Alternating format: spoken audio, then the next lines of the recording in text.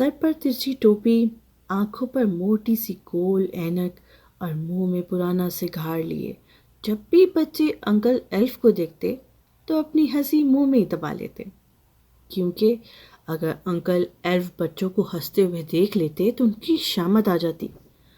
Uncle ایلف دیکھنے میں تو کچھ عجیب و غریب شخصیت کے مالک ہیں، لیکن دراصل ان کے اندر کا انسان کسی بھی بہترین اور اچھے انسان سے کم نہیں۔ انکل ایلف کسی زمانے میں انگریزی کے بھی استاد رہ چکے تھے۔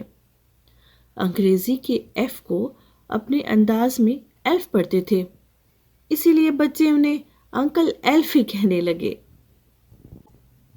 انکل ایلف لباس کے اوپر کوٹ بڑے شوق سے پہنتے تھے، یہاں تک کہ گرمی میں بھی کوٹ ان سے الگ نہیں ہوتا تھا۔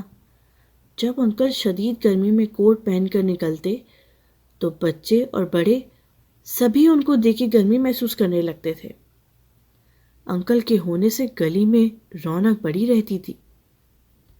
وہ کسی جاسوس کی طرح گلی کے ہر آنے جانے والے شخص پر نظر رکھتے تھے۔ ان کی موجودگی میں کسی چوکیدار یا محافظ کی ضرورت ہی محسوس نہیں ہوتی تھی۔ ایک دفعہ گلی میں بہت شور سنائی دیا۔ معلوم ہوا کہ چچا قاسم کا 7 سالہ بچہ گم ہو گیا۔ بچے کو محلے میں ڈھونڈا گیا لیکن وہ کہیں نہ ملا۔ مسجد میں بھی اعلان کروایا گیا۔ سب لوگ مل کر بچے کو ڈھونڈتے رہے۔ اچانک کسی کا دھیان انکل ایلف کی طرف گیا کہ چلو انکل سے پوچھتے ہیں، کیونکہ انکل اکثر گلی میں آنے جانے والے لوگوں پر نظر رکھتے ہیں، ممکن ہے کہ ان کو کچھ معلوم ہو۔ معلوم ہوا کہ انکل اب بھی گھر میں نہیں ہیں۔ کچھ لوگوں کو انکل ایلف پر شک ہونے لگا کہ کیا پتہ انکل نے بچے کو اغوا کر لیا ہو۔ یہ بات کسی کی سمجھ میں نہیں آ رہی تھی کہ انکل اور بچہ دونوں ایک ساتھ کیسے غائب ہو سکتے ہیں۔ ادھر انکل کے اپنے گھر والے بھی ان کے لیے فکر مند تھے۔ چچا قاسم اور ان کی بیوی اپنے بچے کے لیے بہت پریشان تھے۔ کسی کے کہنے پر انہوں نے انکل کے خلاف شک کی بنیاد پر رپورٹ درج کروا دی۔ شام کے وقت لوگوں نے دور سے دیکھا کہ کوئی شخص گرد و غبار میں اٹا ہوا کسی بچے کا ہاتھ پکڑے چلا رہا ہے۔ ایک آدمی نے غور سے دیکھ کر پہچانا تو اس نے اونچی آواز سے بولا، ارے یہ تو انکل آ رہے ہیں اور ان کے ساتھ قاسم بھائی کا بچہ بھی ہے۔ بس سب کی نظریں اس طرف گئیں۔ اب ایک طرف تو لوگوں کی خوشی دیدنی تھی اور دوسری طرف محلے والوں نے انکل کو حصار میں لیتے ہوئے سوالات کی بوچھاڑ کر دی۔ ہر کوئی یہ جاننے کے لیے بے چین تھا کہ آخر بچہ انکل کے ساتھ کیسے آیا۔ اس دوران کسی نے چچا قاسم کے گھر کی گھنٹی بجا کر انہیں بھی اطلاع کر دی کہ ان کا بیٹا انکل کے ساتھ واپس آ گیا ہے۔ چچا قاسم اپنی بیوی کے ساتھ جلدی جلدی اس جگہ پر آ پہنچے جہاں پہلے سے ہی مجمع اکٹھا ہو چکا تھا۔ ماں باپ اپنے بیٹے سے لپٹ کر خوب روئے اور اس کو پیار کیا۔ لوگوں کے سوالات جاری تھے کہ اچانک پولیس کی موبائل سائرن بجاتی ہوئی تیزی سے گلی میں داخل ہوئی۔ ایس ایچ او صاحب موبائل وین سے اترے۔ ایس ایچ او صاحب نے لوگوں سے خاموش ہونے کو کہا اور انکل ایلف کی طرف قابل تحسین نظروں سے دیکھتے ہوئے کہنے لگے کہ جب تک آپ جیسی شخصیت محلے میں موجود ہے کسی کو فکر کرنے کی ضرورت نہیں۔ ایس ایچ او صاحب مسکرائے اور انکل سے کہنے لگے کہ جی اب آپ انہیں تمام ماجرا سنا ڈالیے۔ انکل نے سب کو اپنی طرف متوجہ پا کر کہا، دوستو کل جب آپ لوگ دوپہر کے وقت گھروں میں تھے یہ بچہ آئس کریم لینے کے لیے گھر سے نکلا۔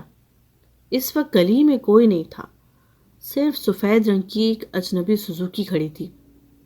میں گیلری سے گلی میں دیکھ رہا تھا، خطرہ محسوس کر کے میں نیچے آ گیا۔ اچانک 2 آدمی گاڑی سے باہر نکلے۔ یہ بچہ جیسے ہی آئس کریم لے کر گاڑی کے قریب پہنچا تو ان دونوں نے اسے پکڑا اور کھینچ کے اپنی گاڑی میں بٹھا لیا۔ اس سے پہلے کہ وہ سوزوکی چلتی میں نے پیچھے سے شور مچایا۔ اغوا کاروں نے یہ سوچ کر کہ اس شخص نے ہمیں دیکھ لیا ہے، یہ گاڑی کا نمبر سب کو بتا دے گا، چنانچہ تھوڑا آگے جا کر انہوں نے گاڑی پیچھے کی اور مجھے بھی اندر کھینچ لیا اور گاڑی تیزی سے چل پڑی۔ انہوں نے میرے ہاتھ باندھے اور منہ میں کپڑا ٹھونس دیا تاکہ شور نہ کر سکوں۔ کافی دیر گاڑی چلنے کے بعد ایک سنسان علاقے میں داخل ہو گئی۔ کوئی پرانی ٹوٹی ہوئی بلڈنگ تھی۔ وہاں انہوں نے ہمیں ایک تاریک کمرے میں بند کر دیا۔ ایک آدمی کو ہماری چوکیداری کے لیے باہر چھوڑ دیا اور باقی سب چلے گئے۔ اب ہم 2 قیدی اور اس چوکیدار کے علاوہ اس سنسان علاقے میں کوئی نہیں تھا۔ ویران جگہ ہونے کے باعث منہ سے کپڑا تو انہوں نے نکال دیا تھا، البتہ ہاتھ بندھے ہوئے تھے۔ مجھے ایک ترکیب سوجی۔ میں نے آواز لگائی کہ اے میاں، بوڑھے آدمی کو پانی تو پلا دو۔ پہلے تو وہ تیار نہ ہوا، مگر زیادہ منت سماجت کی تو پانی لینے چلا گیا۔ مجھے موقع ملا اور میں نے چپکے سے کوٹ کی جیب میں پڑا لائٹر نکال کر اپنی رسی کو جلا دیا۔ رسی تھوڑی سی بل کھاتے ہوئے کھل گئی۔ جب تک وہ پانی لے کر آتا میں نے بچی کی رسی کھول دی اور اسے پلان بتایا کہ میں اسے ڈنڈے سے اتنا ماروں گا کہ وہ گر جائے گا، پھر اسے رسی سے مضبوطی سے ہم باندھ دیں گے۔ بہرحال جب چوکیدار پانی لایا تو میں نے کمرے میں رکھی موٹی لکڑی اٹھائی اور اسے اتنا مارا کہ وہ بے ہوش ہو کے گر گیا، اور میں نے اسے مضبوطی کے ساتھ رسی سے باندھ دیا، اور جس جگہ مجھے اس نے باندھا تھا میں نے ٹھیک اسی جگہ اسے باندھ کے بٹھا دیا۔ پھر میں نے بچے کا ہاتھ پکڑا اور ہم نے وہاں سے دوڑ لگا دی۔ ہمیں نہیں معلوم تھا کہ ہمیں کس سمت جانا ہے، بس ہم دوڑتے چلے گئے اور ہم مدد کے لیے پکارتے بھی رہے ساتھ ساتھ۔ ایک جگہ پہنچ کے ہم پوری طرح سے تھک گئے۔ اسی وقت ایک پولیس وین آتی دکھائی دی تو میں نے ہاتھ ہلا کر انہیں رکنے کا اشارہ کیا۔ وہ رکے تو میں نے ساری بات انہیں سنا دی۔ پولیس نے بحفاظت ہمیں یہاں پہنچا دیا۔ SHO صاحب کو بھی انہوں نے خبر دے دی۔ انکل کی کہانی ختم ہوئی تو بڑی زور سے لوگ تالیاں بجانے لگے۔ سب سے پہلے قاسم چچا انکل کے گلے رکھ کر رونے لگے اور معافی مانگی تو انکل نے انہیں بہت دلاسا دیا۔ پھر باقی محلے والے بھی انکل کی تعریف کرنے لگے۔ انکل ایلف کی بر وقت حاضر دماغی کی وجہ سے ایک سانحہ ہوتے ہوتے بچ گیا۔ تو پیارے بچوں، کسی پر شک کرنے سے پہلے تحقیق کر لیتے ہیں اور اپنے بڑوں کی ہمیشہ عزت کرتے ہیں، کیونکہ وہ آپ سے زیادہ تجربہ کار ہیں۔ ہماری آج کی کہانی کیسی لگی آپ کو؟ کمنٹ سیکشن میں ضرور بتائیے گا۔ کل ملتے ہیں ایک نئی کہانی کے ساتھ۔ اللہ حافظ۔